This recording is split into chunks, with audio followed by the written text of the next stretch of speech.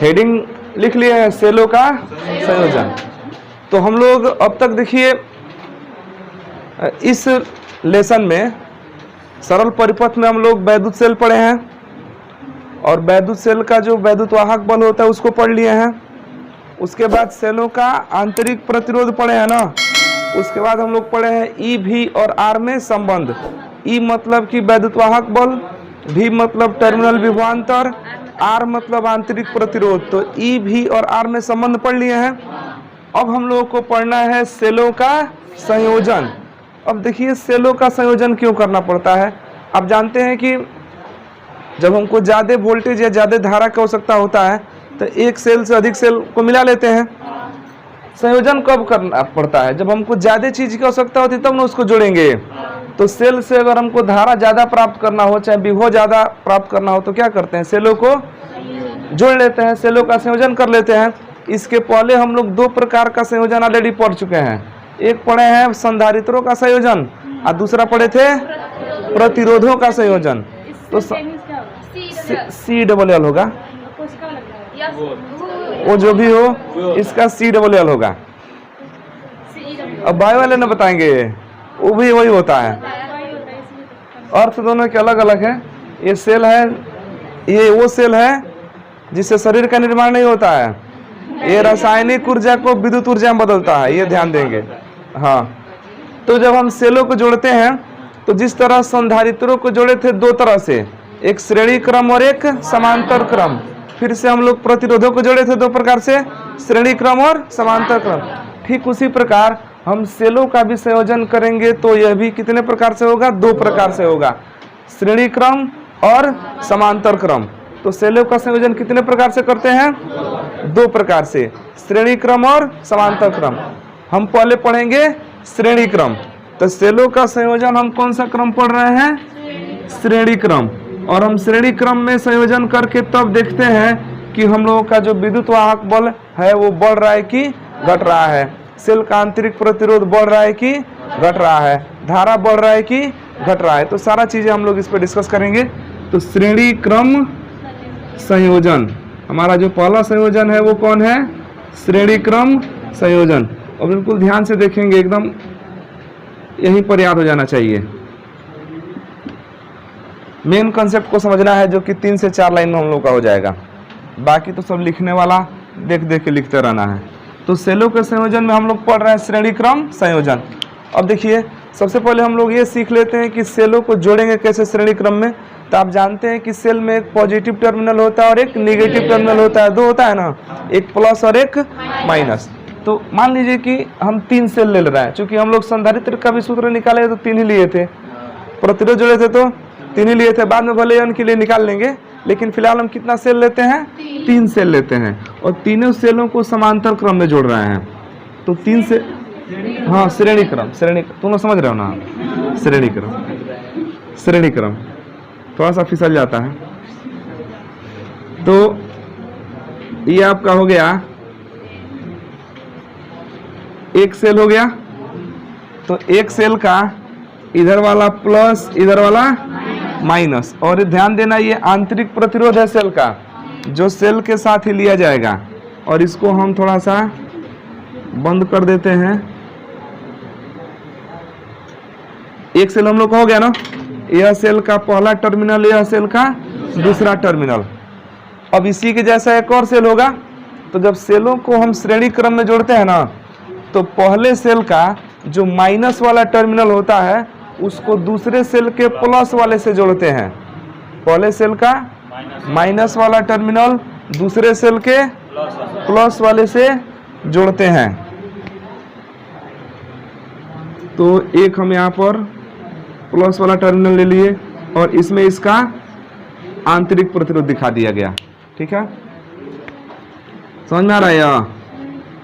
तो संयोजन को अपने भाषा में लिख सकते हैं ना, आए कैसे लिखेंगे कि सेलों के श्रेणी क्रम संयोजन में पहले सेल के ऋणात्मक, हाँ पहले सेल के ऋणात्मक टर्मिनल को, चाहे नेगेटिव टर्मिनल को, चाहे ऋणात्मक ध्रुव को, या ऐसे कह सकते हैं कि पहले सेल के कैथोड को दूसरे सेल के एनोड से जोड़ते हैं, यही ना हो रहा है जी। फिर दूसरे सेल के कैथोड को तीसरे सेल के एनोड से जोड़ते हैं। दूसरा कौन टेक्निक है, यही सबसे प्रसिद्ध है। तो ये आपका प्लस हो गया, ये माइनस हो गया। तो सेल तो हम लोग जोड़ दिए। आज सेलों के संयोजन को बैटरी बोलते हैं, नहीं जी, सेलों के संयोजन को बैटरी कहा जाता है। अब ये तीनों मिलके वो बैटरी बन गया। हम मान लेते हैं कि तीनों मिलके जो बैटरी बन रहा है वो एक दूसरे बड़े वाले बैटरी के तुल्य है। आखिर ये तीनों मिलके किसी न किसी के बराबर उपयोग करेगा ना। तीनों सेल के बदले में अगर एक सेल रखते हैं और तीनों के पावर के बराबर पावर दे रहा है तो हम कहेंगे कि ये तीनों के तुल्य है। वो तीनों क्या है, तुल्य है। मान लीजिए कि एक महिला से 4 पुरुषों का झगड़ा हो गया और महिला चारों पुरुषों के बराबर अगर लड़ रही है, चारों पुरुषों के बराबर एक महिला लड़ रही है, तो चारों पुरुषों के तुल्य कौन है, एक महिला। 4 पुरुष बराबर एक महिला। तो ये 3 सेल बराबर मिलके एक सेल के बराबर काम करेंगे। तो उस सेल को ही बना लेते हैं। पर्सनली नहीं लेंगे इस बात को, ये पॉजिटिव ये निगेटिव।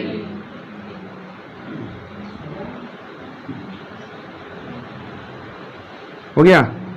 अब ये देखिए, अब ये तीनों के बदले में यह क्या हो गया, एक सेल हो गया आपका। समझ आ रहा है, मतलब तीनों के तुल्य कौन है, यह वाला है। और हमको ये देखना है कि जब सेलों को जोड़ेंगे तो इसका विद्युत वाहक बल में क्या प्रभाव पड़ रहा है। तो अब ये बताइए, सभी सेल के तो टर्मिनल अलग अलग है। इसको ए मान लिया जाए, इसको ए बी मान लेते हैं, और इसको सी मान लेते हैं, और इसको डी। इसको क्या करें, अरे ए डी मान लीजिए, समझ रहे हैं। एक ही बार ए डी पूरा सेल के बदले में ही काम कर रहा है ना एगो, तो ए और डी मान लेते हैं। अब बताइए, सेलों का जो सेलों से जो बहने वाली धारा है वो सब में अलग अलग होगा कि सब में बराबर होगा। ध्यान से समझिए, सेल मान लीजिए कि जोड़े तो धारा बहेगा ना। इसमें से वो परिपथ हम नीचे जोड़ दें ऐसे, तो उसमें धारा बहेगा, नहीं बहेगा, बहेगा। कितना बहेगा, अलग अलग की बराबर। जोड़ लीजिए तब एगो कुछ ना कुछ यहाँ पर बाह्य परिपथ, समझ रहे हैं कि यहाँ से जोड़ के बाह्य परिपथ में भेजेंगे। यहाँ से धारा निकलेगा ना, ऐसे धारा निकलेगा। कितना मान लेते हैं, आई मान लेते हैं धारा निकल रहा है। तो ध्यान दीजिए कि आई जो धारा है ना वो तीनों का मिला के ना है। आई धारा जैसे कुछ धारा ये निकालेगा अपने में से, कुछ धारा ये निकालेगा, कुछ धारा ये निकालेगा, तीनों मिलाए कितना है, आई। अब ये जब परिपथ से घूम के इधर से आएगा ना तो इधर आई ना प्रवेश करेगा, तो इसमें कितना धारा बहेगा, आई। तो एक समान धारा क्या बहेगा, आई। एक समान धारा आई बहेगा। तो आई तो कंफर्म हुआ। दूसरा देखिए, जो सेल है उन सेलों का वैद्युत वाहक बल कुछ न कुछ होगा। तो पहले सेल का हम वैद्युत वाहक बल E1 मान लेते हैं, दूसरे सेल का वैद्युत वाहक बल E2, और तीसरे सेल का वैद्युत वाहक बल E3, और इस सेल का वैद्युत वाहक बल क्या मान लें, एक ही बार कैपिटल ई मान लेते हैं, तुल्य है ना, तो कैपिटल ई मान लेते हैं। इनका आंतरिक प्रतिरोध भी तो कुछ ना कुछ होगा। आंतरिक प्रतिरोध को R1, R2, R3, इसका एक ही बार R मान लेते हैं। आंतरिक प्रतिरोध तो ही तीनों का मिला के एक ही बार कितना हो गया, R।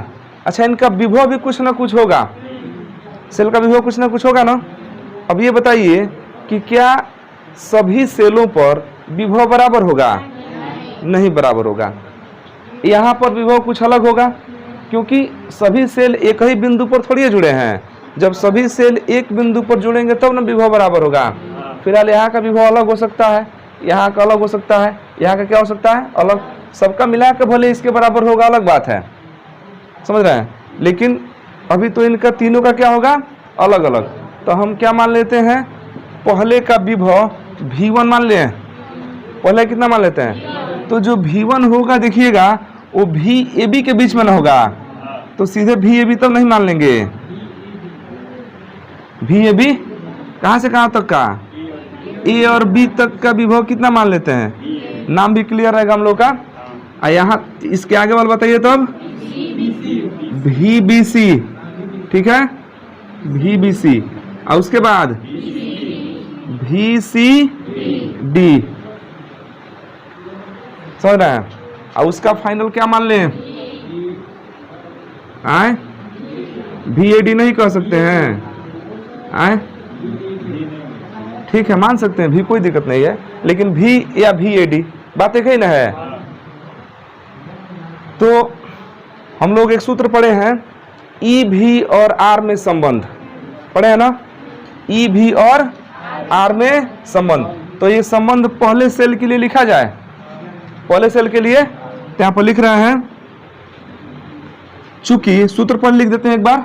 चूंकि सूत्र क्या होता है, चूंकि ई इक्वल टू भी प्लस आई आर, याद है, तो यहां से भी का सूत्र निकालिए तो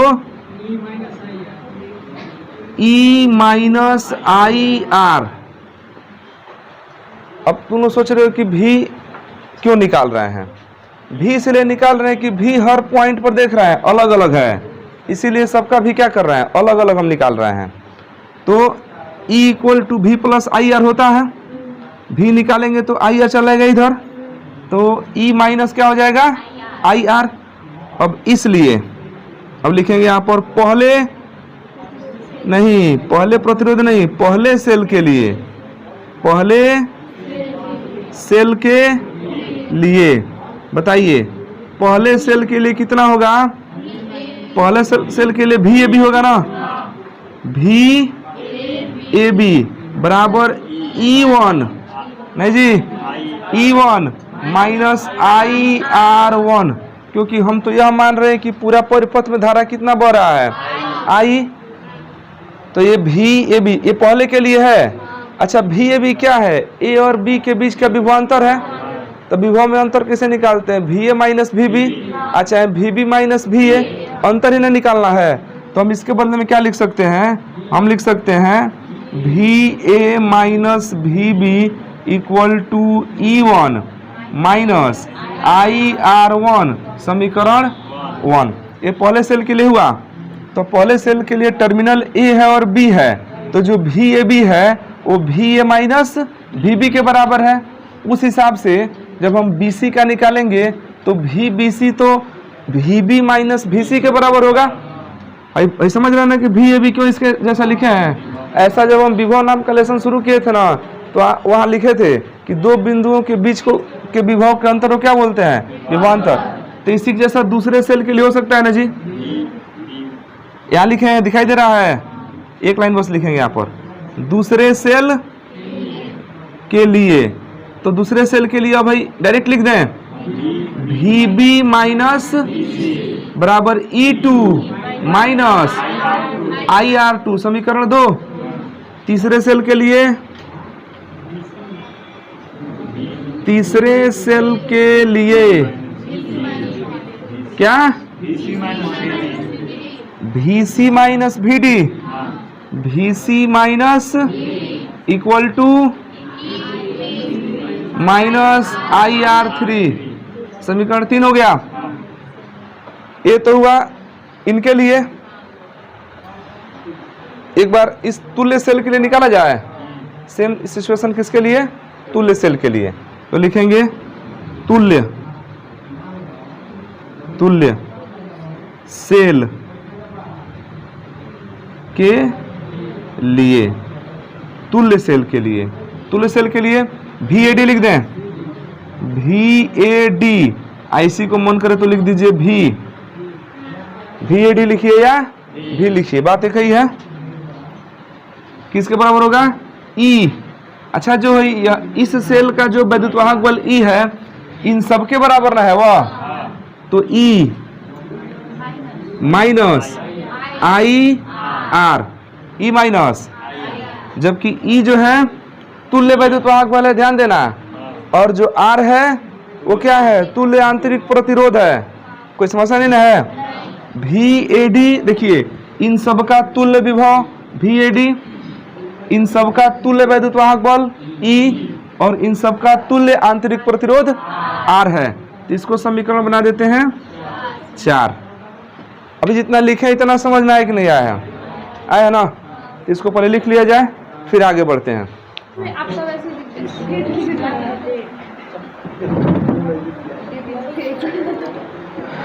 मिटाया जाए।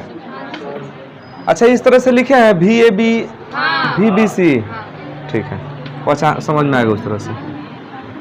तो अब देखिए, तो देखिए यहाँ पर अब हमको समीकरण 1, 2 और 3 की सहायता से देखिए अलग अलग पॉइंट पर विभव निकाल दिए हैं। VAB निकाल दिए, VBC निकाल दिए और VCD। अब हम कहें कि A और D पर कुल विभव निकालिए। कुल विभव मतलब A और D के बीच का कुल टर्मिनल विभवांतर निकालिए, तो सबको जोड़ना पड़ेगा ना। तो नीचे लिखिए समीकरण 1, 2 तथा 3 से। 4 को छोड़िए ना, अभी 4 तो हमारा तुल्य वाला न है, पहले तीनों को जोड़िए। तो समीकरण 1 + 2 + 3 से, समीकरण 1 + 2 + 3 से देखिए, तो समीकरण जब जोड़ा जाता है तो लेफ्ट वाला लेफ्ट में जुड़ता है, राइट वाला। तो इसका है VA - VB, VA minus plus VB - VC plus VB - VC plus VC - VD, VC minus बराबर, अब राइट हैंड वाला जोड़िए, E1 - IR1 plus E2 - IR2। इसको मिटा देते हैं आप, और इसका ये वाला लिख दीजिए तीसरे के लिए,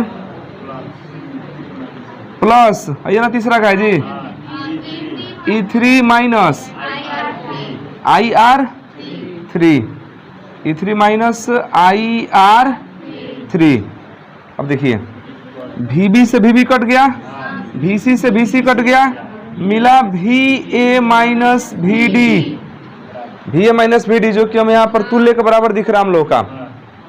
I = E1 + E2 + E3 को एक पास, E1 + E2 + E3, इसको एक साथ लिख दे रहे हैं।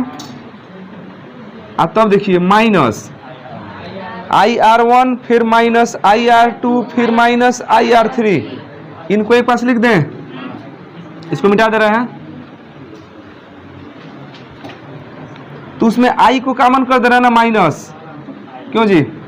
माइनस I कॉमन करेंगे तो माइनस निकल रहा है, R1 plus R2 plus R3, ये ना हुआ। अब ये बताइए समीकरण 4 से देखिएगा VA - VD के बदले में क्या लिखे हैं? समीकरण 4 से मिलाइए, VA - VD के बदले में क्या लिखे हैं? VAD। आए इसके बदले में क्या था? VAD, E - IR, इसके बदले में E - IR, ये ना था जी, बात नहीं करो, यही था VAD।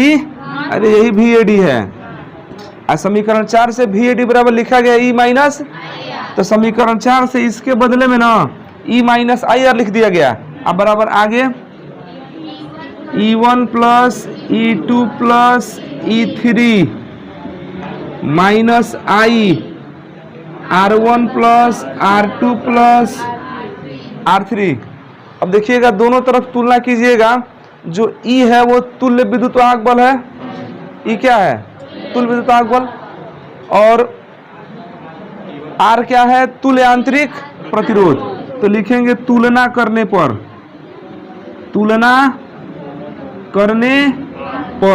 जो E है, EQ माने तुल्य, इक्विवेलेंट हिंदी में लिख देते हैं, E तुल्य कितना E1 प्लस E2 प्लस, देख रहे हैं विद्युत वाहक बल बढ़ रहा है ना। आइए इसी तरह अगर n सेल को जोड़ रहे हैं तो E4 plus E5 dot dot कहाँ तक, En तक। और R तुल्य कितना हो रहा है बताइए तो, R1 plus R2 plus R3, ये दो चीज मिल गया हमको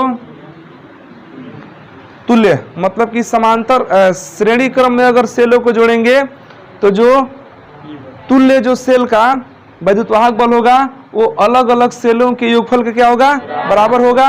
और तुल्य आंतरिक प्रतिरोध भी अलग अलग सेलों के आंतरिक प्रतिरोध के योगफल का क्या हो जाएगा, बराबर हो जाएगा। लिख लीजिए इतना। अब n सेल लेंगे तो जानते हैं E1 plus E2 plus E3 n तक, और जो R1 plus R2 plus R3 ये भी कहाँ तक जाएगा, n तक जाएगा, n तक जाएगा ना। तो वही लायक बतियाते हैं वो सब, हल्ला आप करोगे बिना मतलब को तो क्या करते। चलिए देखिए यहाँ देखिए, तो हम लोग क्या निकाले हैं, ई तुल्य बराबर E1 प्लस E2 प्लस, अगर n सेल है तो प्लस En तक जाएगा। मतलब कि श्रेणी क्रम में सेलों को जोड़ने पर उनका वैद्युत वाहक बल देखिएगा बढ़ रहा है कि घट रहा है, बढ़ रहा है ना। वैद्युत वाहक बल क्या हो रहा है, बढ़ रहा है। और जो R तुल्य है आंतरिक प्रतिरोध, ये आया है R1 plus R2 plus R3, अगर n सेल जोड़ दिए हैं तो प्लस Rn। ये तो हम लोग ड्राइव करके निकाल लिए। अब मान के चलिए कि आपके पास सेल है और सभी सेल एक ही जैसा है, क्योंकि जब आप सेलों को जोड़ते हैं ना तो सेल अलग अलग वैरायटी के नहीं जोड़ते हैं। एक अगर मोटा सेल ले रहे हैं तो उसके साथ टार्च में मोटे वाला ही पड़ेगा, एक पतला मोटा नहीं पड़ेगा। ऐसा नहीं कि डालेंगे तो नहीं जलेगा, जलेगा लेकिन हिल जाएगा, फिर बिल्कुल जलेगा। एक मोटा सेल डाल दो, एक पतला सेल डाल दो उसी लंबाई का, एक फिर मोटा सेल लगाओ, लेकिन उसका पॉइंट मिलना भी तो चाहिए।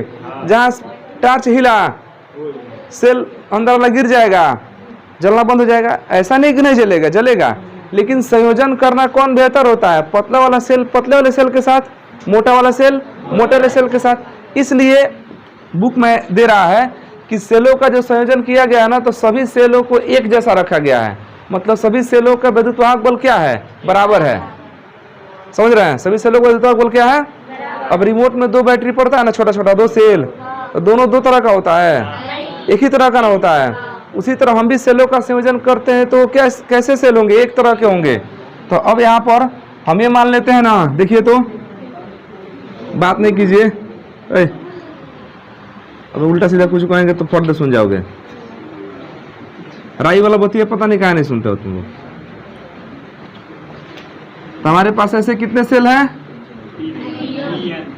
अब n सेल माने n सेल हो गए। अब ये थोड़ा सा बंद कर देंगे इस तरह से, समझे, ऐसे बंद कर देंगे, समझ जाएंगे ना कि ये जो दिखाई दे रहे आंतरिक प्रतिरोध है R1, अब R1 R2 नहीं मानेंगे, सबसे लेके ऐसा नहीं लिया है ना, तो सबका आंतरिक प्रतिरोध एक ही मान लेते हैं। R R R जो होगा सबका बराबर ही होगा, R सबका विद्युत वाहक बल E E E E, कोई दिक्कत इसमें। सब में धारा मान लेंगे एक ही बार I, कितना धारा, अब बाह्य प्रतिरोध से एक ही बार कितना जोड़ दिए हैं, R से। n सेलों को जोड़ा जा रहा है, ध्यान देना, n सेल को जोड़ रहे हैं बाह्य प्रतिरोध R से। चित्र समझ में आ रहा है। इस प्रतिरोध में कितना धारा बह रहा है, I। अब हमको ये देखना है कि इस प्रतिरोध जो आपका बाह्य परिपथ है इसमें धारा कितना होगा, धारा बढ़ के मिलेगा कि धारा घट के मिलेगा। मान लीजिए सेलों को जोड़े हैं तो अब देख रहे हैं कि धारा हमारा बढ़ रहा है कि नहीं बढ़ रहा है, बढ़ेगा तो आखिर कितना हो सकता है।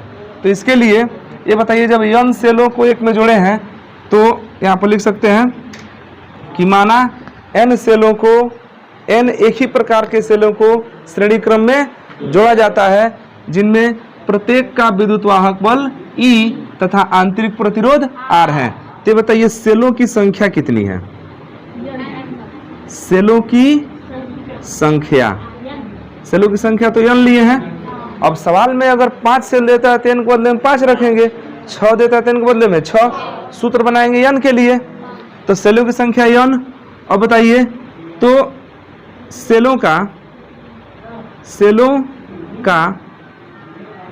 कुल विद्युत वाहक बल, कुल विद्युत वाहक बल, या लिख देते एक सेल का विद्युत वाहक बल, तब कुल लिखेंगे एक सेल का विद्युत वाहक बल बराबर E। तो n सेल का विद्युत वाहक बल n E लिख दें, n E नहीं समझे, E plus E plus E plus E जो बार होगा उतना, अरे यो E है, E तुल्य निकालना है तो E प्लस E, सबका E है ना, सब बराबर ना सेल लिए हैं, तो E प्लस E 3 बार E जोड़ेंगे तो 3E होगा, 4 बार जोड़ेंगे तो 4E हो जाएगा, 5 बार जोड़ेंगे तो 5E, तो n बार जोड़ेंगे तो NE ना हो जाएगा।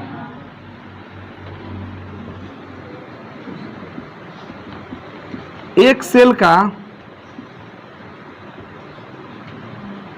आंतरिक प्रतिरोध कितना?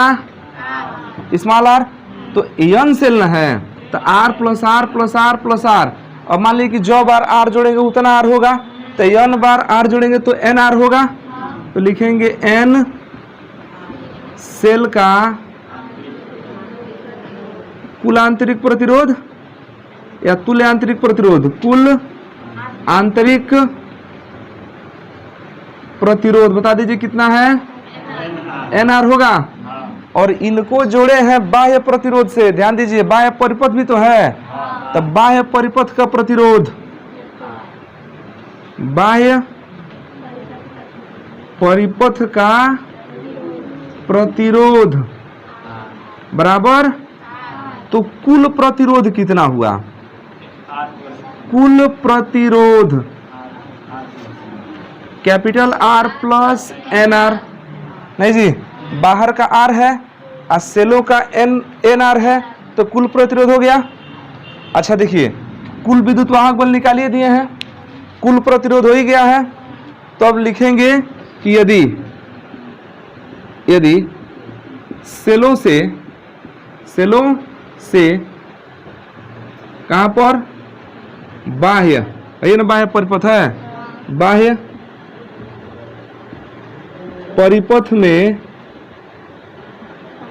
प्रवाहित धारा I हो तो I के लिए एक सूत्र लिखे हैं, याद कीजिएगा, लिखे थे कुल विद्युत वाहक बल बटा प्रतिरोध, I इक्वल टू क्या था? कुल विद्युत वाहक बल अब बटे कुल प्रतिरोध, कुल प्रतिरोध, ऐसा सूत्र हम लोग लिख चुके हैं पहले का, जहां पर विद्युत वाहक बल पढ़े थे वहां पर इस तरह का फॉर्मूला एक लिखे थे, तो I इक्वल टू कुल विद्युत वाहक बल बटा कुल प्रतिरोध, तो I इक्वल टू कुल विद्युत वाहक बल तो NE है, नहीं जी, आ कुल प्रतिरोध R plus NR, R plus NR, तो ये हम लोग का निकल गया कुल धारा। अब आप ये जानते हैं कि जो सेलों का आंतरिक प्रतिरोध होता है ना, वो तो बहुत सूक्ष्म होता है, सेल का जो आंतरिक प्रतिरोध है वो क्या होता है? बहुत सूक्ष्म होता है, तो जब बहुत सूक्ष्म होगा तो सूक्ष्म चीज़ों को उपेक्षणीय माना जाता है, सूक्ष्म क्या करते हैं? उपेक्षणीय, तो NR हमारा क्या होगा? उपेक्षणीय होगा, उसको क्या कर देंगे? छोड़ देंगे। एक्यूरेट तो यही है, लेकिन जो सूक्ष्म है उसको क्या कर देते हैं? छोड़ देते हैं, तो लिखेंगे कि जो कैपिटल R है वो तो बहुत ज़्यादा है स्मॉल r से, नहीं जी, बाह्य प्रतिरोध, बाह्य जो परिपथ है उसका प्रतिरोध ज़्यादा ना है, और जो आंतरिक प्रतिरोध है उसका क्या है? बहुत कम है, तो उसको छोड़ देंगे, तो I बराबर कितना मिलेगा? NE बटा R, और I equal to N E बटा, इसका मतलब समझ रहे हैं, आई देखिए कुल धारा है और n सेलों की संख्या है और एक सेल का विद्युत वाहक बल E है, कुल सेल का E थोड़ी है, एक एक सेल का ना है। तो एक सेल का विद्युत वाहक बल बटे प्रतिरोध, ध्यान देना, एक सेल का विद्युत वाहक बल बटे, तो विद्युत वाहक बल बटे प्रतिरोध तो कुल धारा होता है। तो जो कैपिटल E बटा R है वो एक सेल से प्रवाहित धारा है। किसे? तो n गुणे एक सेल से प्रवाहित धारा, इसका मतलब कि n सेल से प्रवाहित धारा तो n गुना ना हो जाएगा। सोचिए एक सेल से प्रवाहित धारा अगर मान लीजिए कि I बटे R 2 एम्पियर आ जाए, मान लो कितना एम्पियर, और सेलों की संख्या 5 हो तो 5 दूना 10 एम्पियर ना हो जाएगा। तो धारा का मान यहाँ घटेगा कि बढ़ेगा? धारा का मान बढ़ेगा। अगर एक सेल से 2 एम्पियर की धारा प्राप्त हो रही है, आप 10 को सेल लगा दिए हैं तो 10 दूना कितना हो जाएगा? तो जितना ही सेल बढ़ाएंगे धारा का मान घट रहा है कि बढ़ रहा है? बढ़ रहा है ना। तो हमको प्रबल जब धारा प्राप्त करना होता है तो सेलों को क्या करते हैं? श्रेणी क्रम में जोड़ देते हैं। तो श्रेणी क्रम में सेलों को जोड़ने पर हमको ज्यादा मात्रा में क्या मिल रहा है? धारा।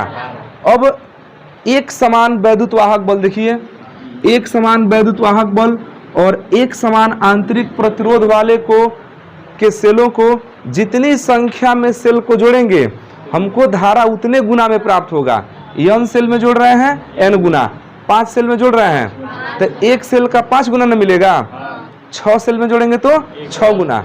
मतलब कि जितना सेल जोड़ेंगे हमको धारा उतना गुना प्राप्त होगा। कोई दिक्कत को इसमें? तो लिखिए इसमें E बटा R इक्वल टू एक सेल से प्रवाहित धारा। ये हमारा क्या है? चूंकि E बटा R इक्वल टू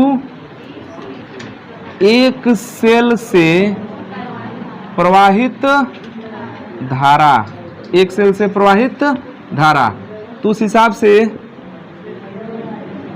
कुल धारा